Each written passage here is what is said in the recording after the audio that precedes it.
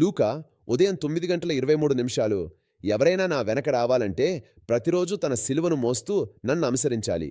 యాకోబు 4:7-8 దేవునికి లోబడండి, ఆయనకు సమీపించండి, అప్పుడు ఆయన మీకు సమీపిస్తాడు. కీర్తన 46:10 నిశ్శబ్దంగా ఉండి నేనే దేవుడినని తెలుసుకోండి. కీర్తన 37:7 ప్రభువు కోసం ఓర్పుగా వేచియుండండి. యోహాను ఉదయం 10:27 నా గొర్రెలు నా స్వరం వింటాయి, నేను వాటిని ఎరుగుదును, అవి నన్ను వెంబడిస్తాయి. యెషయా 30:21 మీరు దారి తప్పినప్పుడు ఇదే మార్గం, ఇందులో నడవండి అని మీ వెనుక ఒక శబ్దం వినిపిస్తుంది. యోహాను మధ్యాహ్నం 2 నన్ను ప్రేమిస్తే నా ఆజ్ఞలు గైకోనండి. యాకోబు అర్ధరాత్రి 1:22 చెప్పినట్లు వాక్యాన్ని వినేవారు మాత్రమే కాదు, దానిని ఆచరించండి.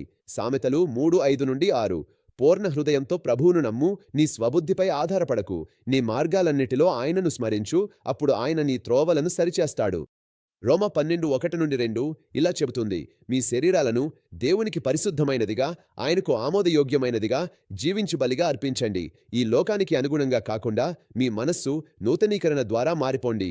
అప్పుడు దేవుని మంచి, ఆమోదయోగ్యమైన, పరిపూర్ణమైన సంకల్పమేమిటో మీరు తెలుసుకోగలుగుతారు. మీ ఇష్టాన్ని పూర్తిగా దేవునిష్టానికి అర్పించాలి.